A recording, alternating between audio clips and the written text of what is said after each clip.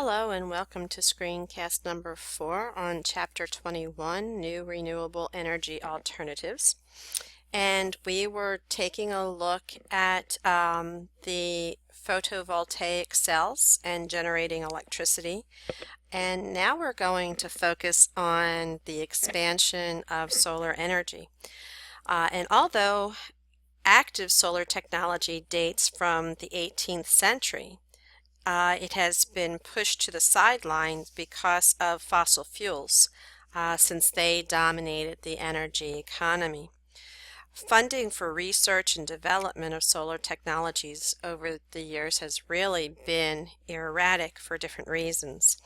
In 1973, there was that oil embargo, and the U.S. Department of Energy funded the installation and testing of over 3,000 PV systems that they hope to provide a boost to fledgling companies in the solar industry. But what happened is oil prices declined, and so did the government support for the solar power. I think this was most largely due to the fact that there was a lack of investment, and solar energy only contributed for like 22%, which that meant like 22 parts in 10,000 of the U.S. energy supply and just 0.1% of the U.S. electricity generation. So Germany, if we take a look at Germany and what they've done is they get more of its energy from solar than any other nation. It's a percentage of 5%. It still does not sound like a lot, but it is the largest.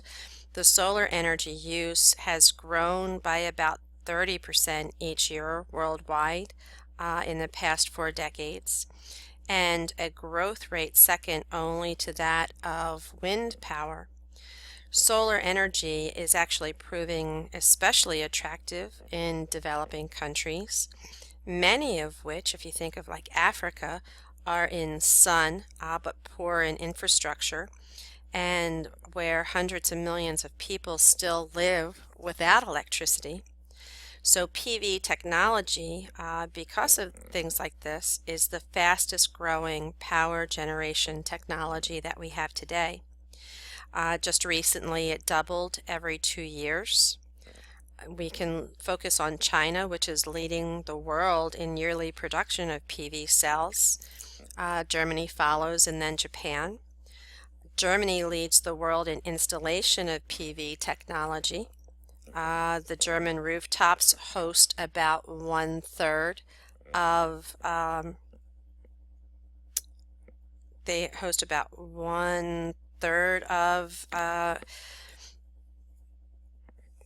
PV panels.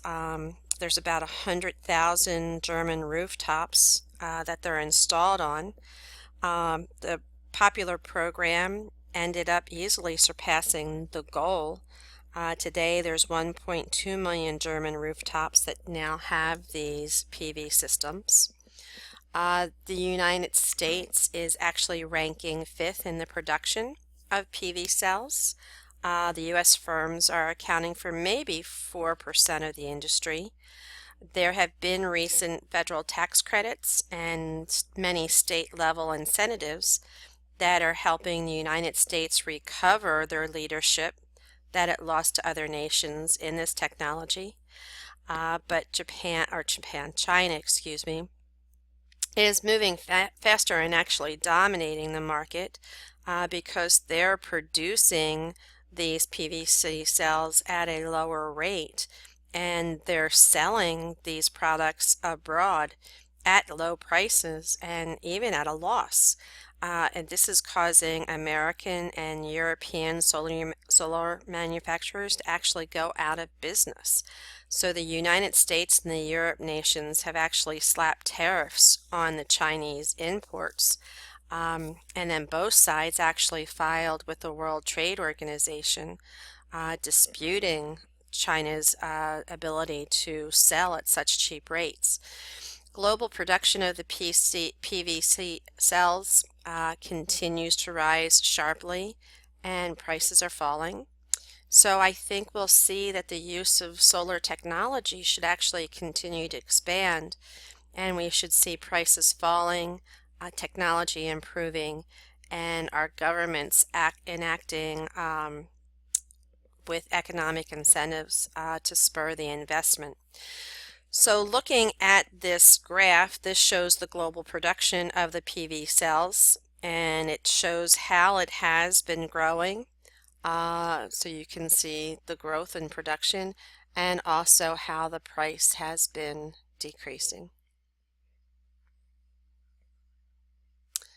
This screencast is just what I mentioned about China, so it's a repeat. Let's take a look at the solar energy offers, the many benefits that it offers. The fact that the sun will continue to burn for another 4 to 5 billion years makes it almost inexhaustible as energy sources for the human civilization. Okay, so that's significant. The amount of solar energy that reaches the Earth should be enough to power our civilization once we develop the technology adequately enough to harness it. So that's another plus. Um, these advantages of solar energy are very clear. The technologies themselves also provide benefits. We see that the PV cells and other solar technologies use no fuel, are quite safe, contain no moving parts, and require little maintenance, and do not require a turbine or generator to create electricity. And as a matter of fact, the average unit lasts about 20 to 30 years in producing energy. So these systems, in addition to that, they can allow for, oops, went too far too fast. They can allow for local and decentralized control over power.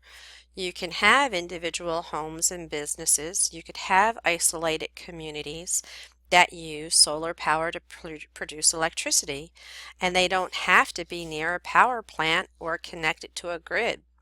So when we think about developing nations, this is significant for developing nations because now they're going to be able to use the slow cookers to cook their food without worrying about gathering fuel wood.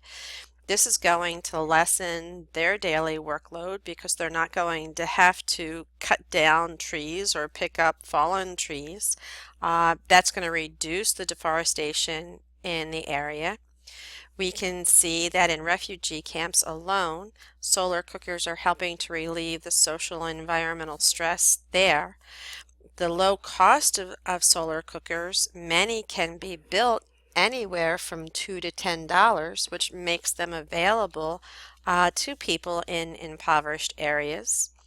Developed nations, on the other hand, where PV systems are connected to the regional electric grid, homeowners that use the PV systems can actually sell their excess solar energy to their local utility, and this helps to feed the feed-in tariffs, if I can say that, and the net metering.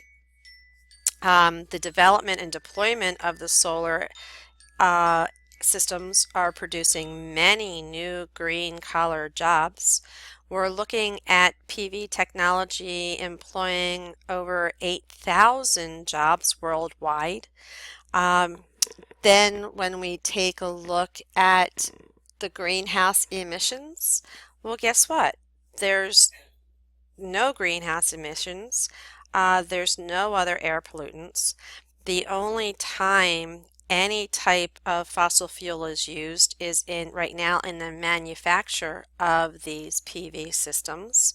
But as soon as we can convert over, we'll be able to produce them without requiring the fossil fuels.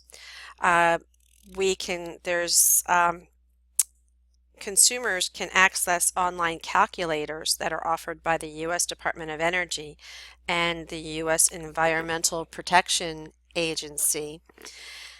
And these are used to estimate the economic and environmental effects of installing a PV system. At this time, when this book was being published, the calculators estimated that installing a 5 kilowatt PV system in your home, let's say if you lived in Fort Worth, Texas, which is sunny, provided over half of its annual power needs, and it would save homeowners about $681 per year on the energy bills. And it would prevent over 5 tons of carbon dioxide emissions from being released per year. And much of the carbon dioxide emissions resulted from burning 570 gallons of gasoline.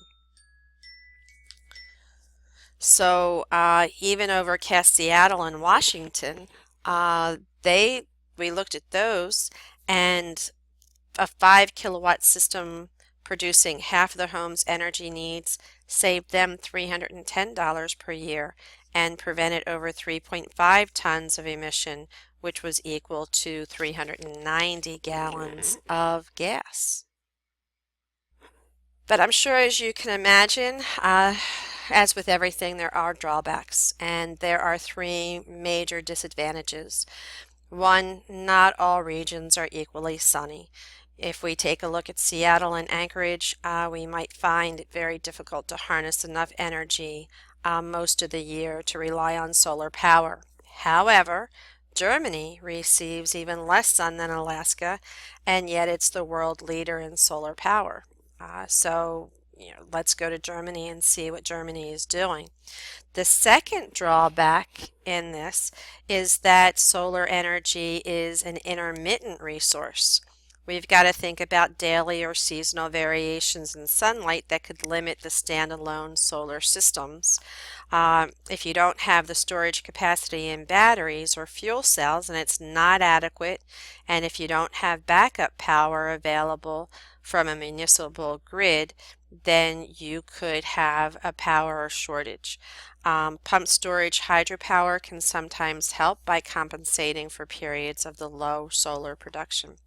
And then the third disadvantage, our current solar technology, is the upfront cost of the equipment. Solar power remains to be the most expensive way to provide electricity. It could take 20 years or more for most homeowners to break even on the investment of the PV arrays or solar collectors. So there's that high cost that we're talking about. High cost due to the fact that technologies are young and developing. That's one of our big concerns. They have, when we compare it against other energy sources that have remained relatively cheap, they've remained cheap for decades because of the taxpayer support and the external cost that's already go into them. So they're not included in the market prices. Market prices have given governments and businesses and consumers little economic incentive to switch to the solar energy so far. In the 1950s, solar technologies had efficiencies of around 6%, while costing about $600 per watt. Today, cells are showing up to 20% efficiency commercially and 40% efficiency in lab research, and this suggests that the solar cells could be more efficient and energy technologies as we have today.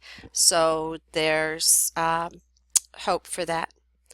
All right, so here is a showing of the United States of the solar radiation and how it varies in these regions. So you can see we get the most kilowatts per hour in this area, the least in Germany, and yet Germany is very successful with this. Okay, we're coming to the end of the screencast, and we will continue on the other side. See you later.